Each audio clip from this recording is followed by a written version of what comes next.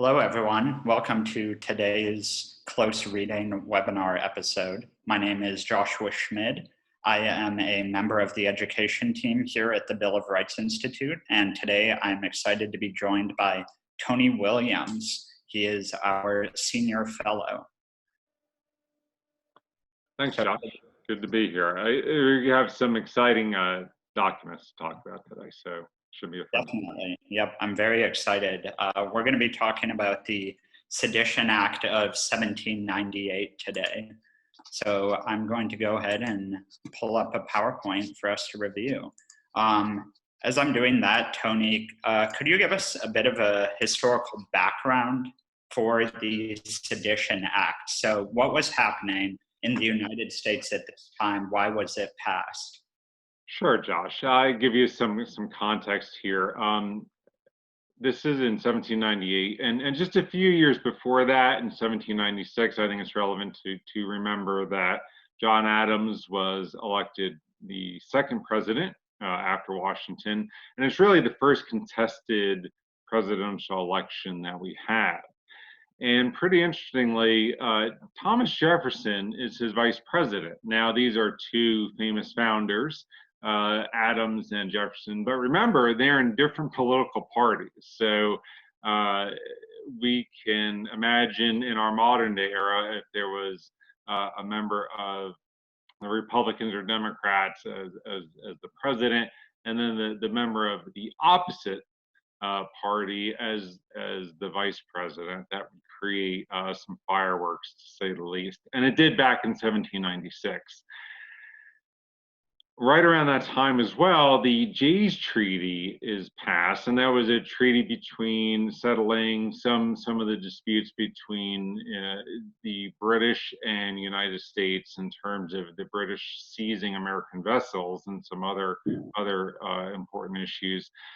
But the French interpret that as an anti-French treaty, and so they start seizing American vessels, hundreds of vessels in the Atlantic and especially the Caribbean. And in 1797, 1798, the Americans send ambassadors over to the French to settle some of those disputed seizures. And as a result, the French minister Talleyrand, the foreign minister, he demands a massive loan and some bribes from American officials in something called the XYZ affair. And the American officials, the ministers, refuse to offer that loan or those bribes, but it sets off another international and diplomatic dispute.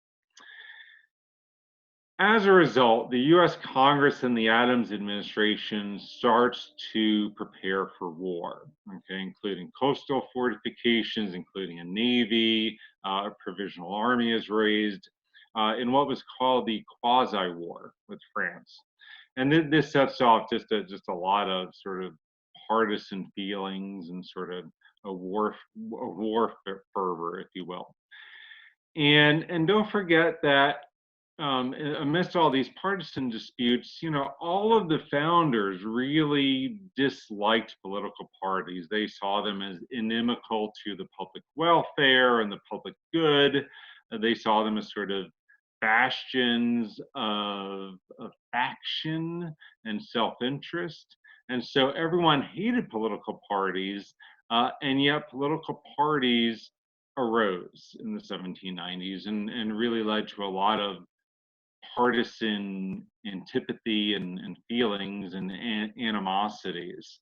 Specifically, you know, the Federalists are more pro-British and anti-French. The Jeffersonian Republicans, or Democratic Republicans as they're sometimes called, they're more anti-British and pro-French. So foreign policy and the debates over foreign policy really have a significant impact upon domestic politics, especially because in 1796, the French tried to help sway and influence the outcome of the presidential election. So, and there's a great deal of party animosity going on. The Republicans were opposed to the war. They're sort of opposed to these war measures, whereas the Federalists are the ones driving them and very much seeking to defend the national honor.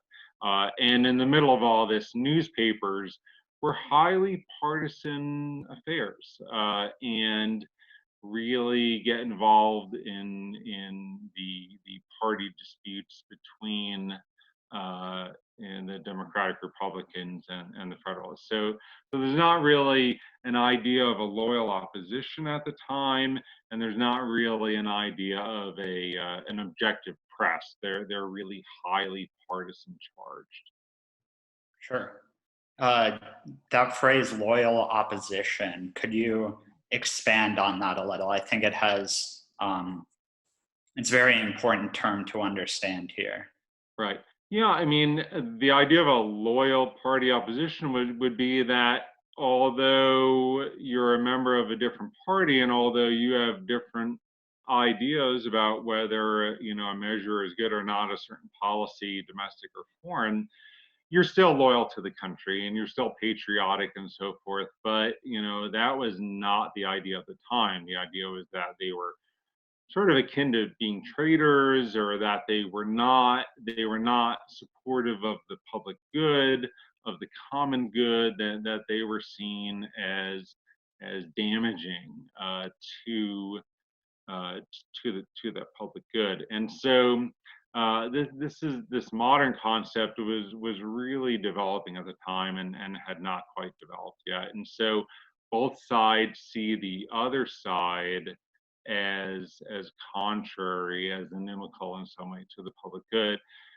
Maybe in some ways not unlike today, but we're talking about 1798, and both saw the other side as illegitimate, that they were a party, that they were a faction, and somehow our side was just interested in the public good and not really a party. That's how it was viewed at the time.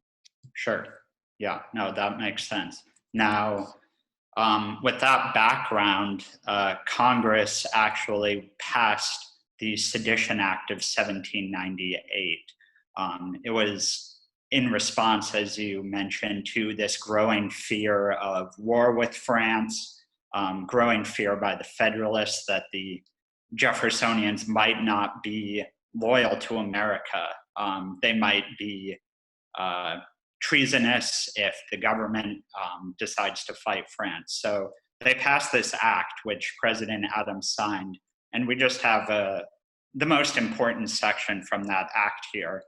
It reads that if any person shall write, print, utter, or publish scandalous or malicious writing or writings against the government of the United States or either House of Congress or the President with intent to defame the said government or to bring them into contempt or disrepute, or to excite against them, or either of any of them, the hatred of the good people of the United States for opposing or resisting any law of the United States. It goes on, but we essentially get the gist of it in this passage.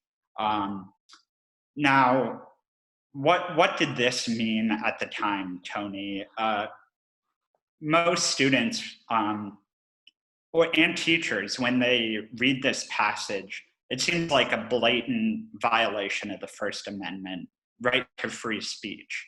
We love the ability to speak out against the government. Why was this passed at the time? How was it able to be held up in a court of law? Right. Yeah, and there's a lot going on here, right?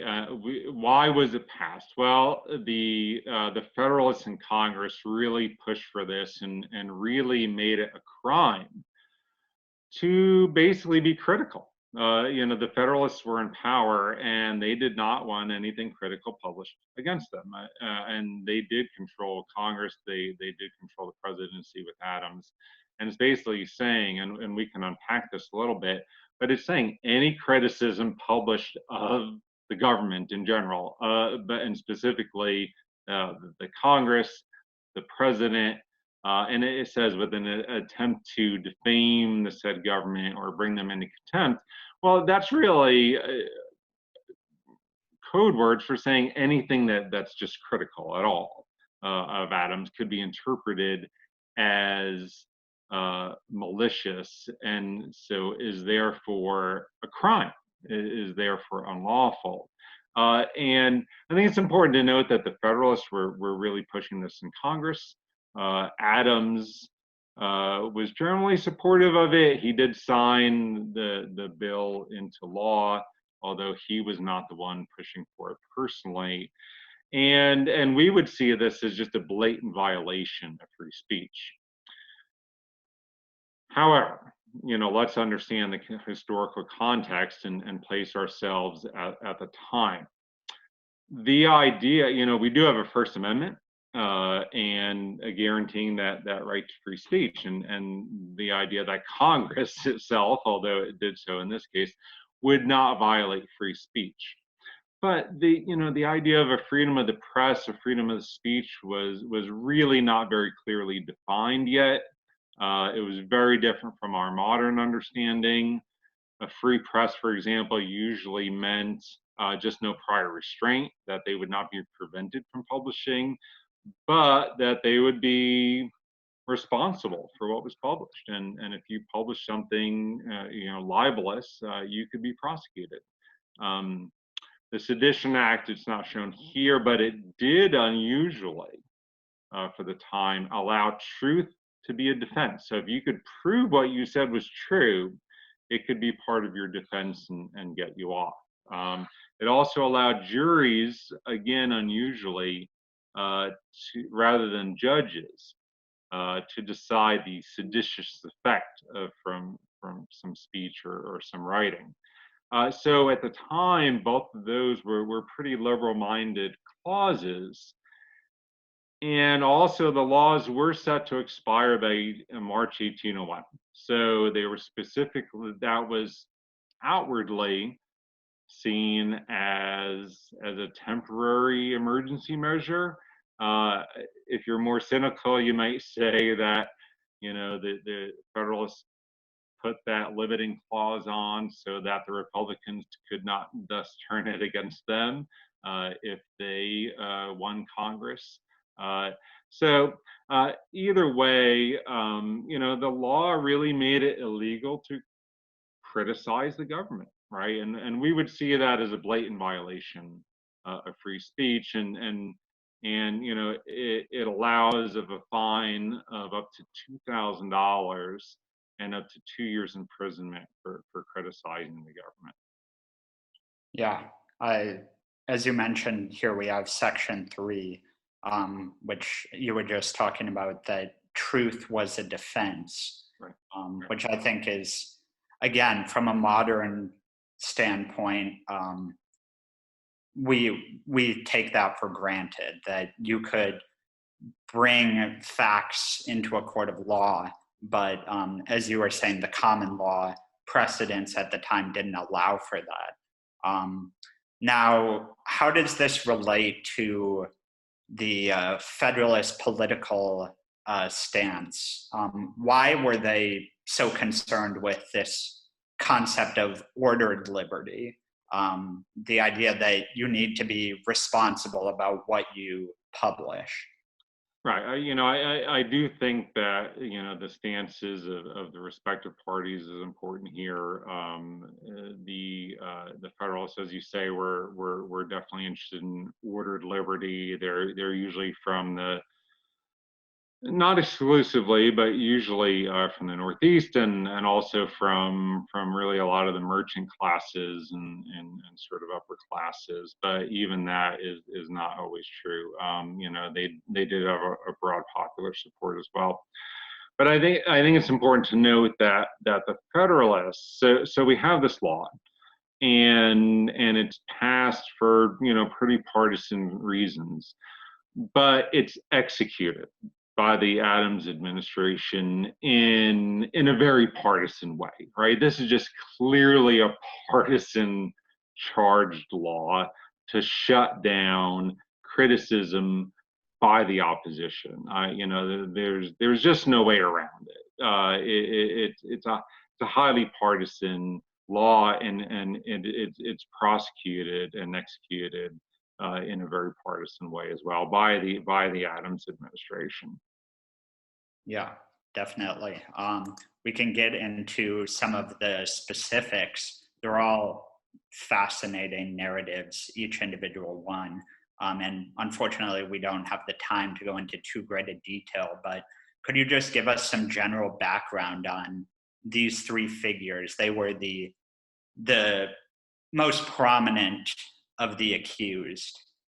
Right. Well, there's 25 arrests made. I think we should mention that generally. There's 15 indictments, and there's 10 trials and convictions under the Sedition Act. They're all members of the opposing party, if you will, or opposing political ideology of the Democratic Republicans. Matthew Lyon's a very interesting case, and because he's actually a sitting member of Congress, right? So in 1798, he's in Congress from Vermont. He's accused and convicted for printing, as well as stating in some campaign speeches criticisms of the Adams administration. So he's just campaigning, right, as a member of Congress, and as someone who's critical of the Adams administration. And he's actually convicted and thrown in jail, and actually runs a re-election campaign from jail. It's really pretty wild, and so runs this campaign from jail. And he's actually reelected. So I don't know if there's many precedents in the modern era, but it's hard to imagine, right, today, that someone who's in Congress would be convicted of criticizing the opposition and then actually running a campaign and be elected, all from jail. He sort of becomes a cause célèbre, sort of a celebrity for the Democratic Republicans. He can't pay the fine, so there's some fear that he'll be in jail longer than his 4-month term, his 4-month sentence. And so the Democratic Republicans actually raise money for his release to pay his fine. I think Madison and Jefferson even pay out of their own pockets to contribute to this cause. I think they raised twice as the amount of the fine. And so he's able to secure his release and continues to be critical of the Adams administration afterwards. But Cooper is another publisher who's jailed. His remarks were a little bit more temperate in terms of just saying that the sedition law itself was unconstitutional, pretty critical of the war effort. He's jailed as well. Callender is probably the most interesting case in many ways. He's really a very partisan and sort of intemperate, immoderate newspaper publisher. Publishes all sorts of really nasty, libelous attacks on the Adams administration. He is convicted as well. And interestingly, he will also publish some really nasty stuff against the Democratic Republicans over the next few years. And he's actually the one who made the initial charges that Sally Hemings had birthed a child or children by Thomas Jefferson. And of course, at the time, it was just seen as sort of a libelous, scandalous attack, a partisan attack. But of course, now today we know that it's very likely the case that she did father his children. So really some interesting things going on there with Callender, but also with Lyon and with Cooper. So they're prosecuted, by the Adams administration for really not much more than really being very critical of the administration. One poor fellow is even arrested for making just drunken remarks.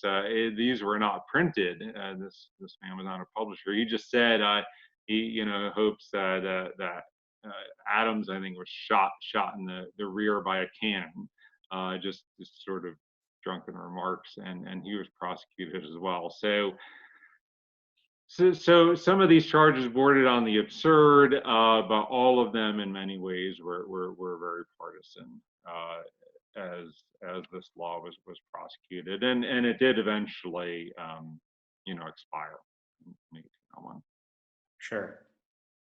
Yes, you when you were talking about Matthew Lyon, one figure who comes to mind who we'll actually talk about in our next webinar is Eugene Debs, running for office from prison. And while Debs, of course, was not successful, it's an interesting connection, definitely.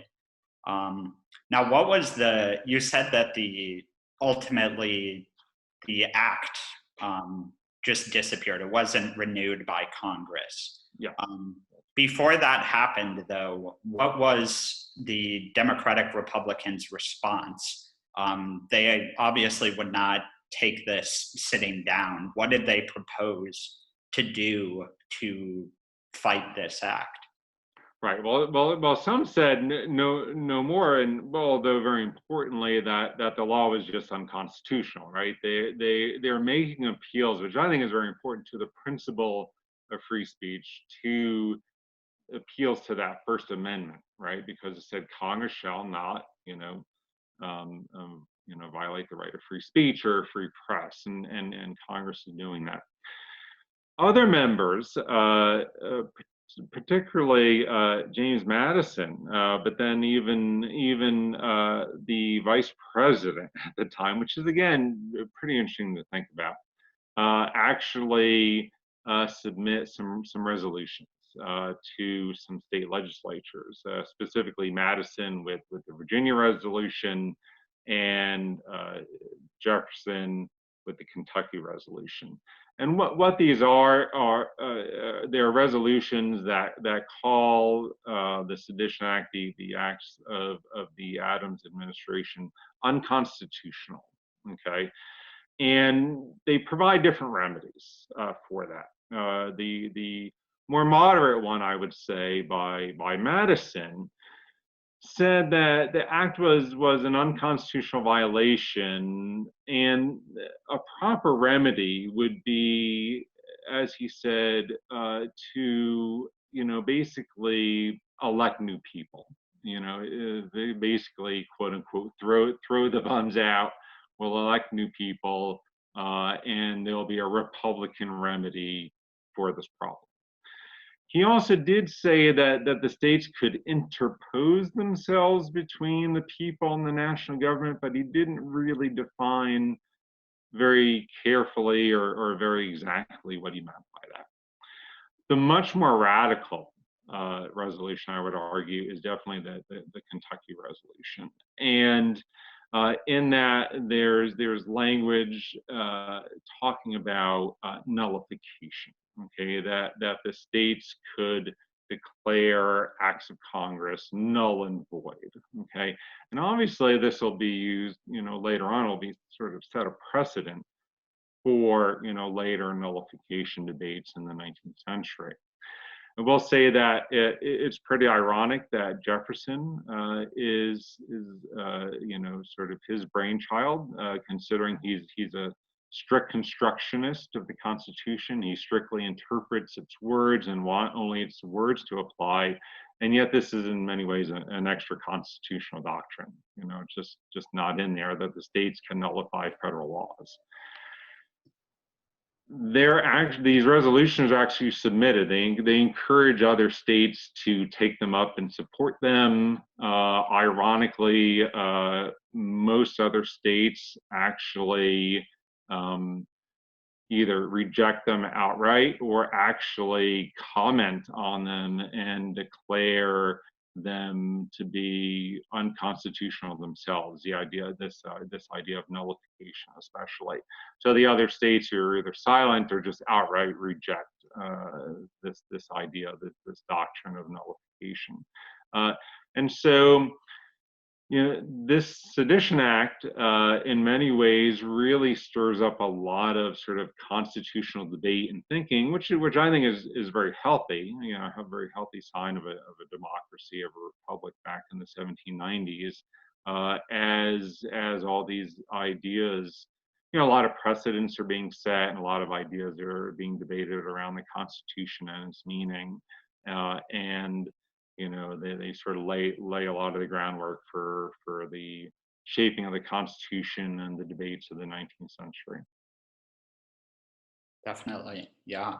I think it's fascinating, as you said, that Jefferson was vice president when he wrote this, which by modern standards could be treasonous to propose that states nullify a federal law. It could go downhill very quickly. Yeah, I don't know if it's actually treason, maybe is the right word, but it certainly raises a number of issues. He'd certainly be traitorous, at least in a political sense, to the administration, right? That that you're fighting the administration from within it. It'd be sort of an act of political treason, and this whole idea of a loyal opposition. Things were very different, right? There's a very different historical context. It's the setting of the new nation is very important to talk about with students, I think. Sure. So now, of course, Jefferson and the Revolution of 1800, the Democratic Republicans sweep into office, Right. And ensure that the Sedition Act will not be given new life. So is that what is Tony Williams's take on how to fight the Sedition Act? Is it through constitutional measure of voting, and just waiting to take office? What is your take, your final say on the matter? Right. Well, Jefferson's say was that they didn't renew the Sedition Act, but he himself went after Federalist newspaper editor. So you sort of had this partisanship going both ways, in the early republic, and which is maybe not terribly surprising. I think that in the end, this entire brouhaha over the Sedition Act, I think that it was an unconstitutional act. I think it was a highly charged partisan. It was just kind of a blatant partisan attempt to shut down the opposition and to shut down criticism of the administration of a political party. And it's clearly wrong, clearly unconstitutional, and not only in our modern lights, but I think at the time as well. So if it were 1998 or 2020 as opposed to 1798, you would have had probably the Supreme Court stepping in and declaring it unconstitutional because of the First Amendment. But back then you didn't, for the reasons we've already talked about. So, but clearly an unconstitutional act, clearly an act of highly charged partisanship. Sure. Well, as we have alluded to, we will be continuing our discussion of Sedition Acts. Our next episode will be on the Sedition Act of 1918. So be sure to stay tuned, and we will see you then. Thanks so much, Tony, for joining me in this discussion. Sure, thanks. It's a really, will become a perennial question about, free speech and warfare. So I look forward to continuing this conversation. Great. All right. Thanks, everyone, for joining.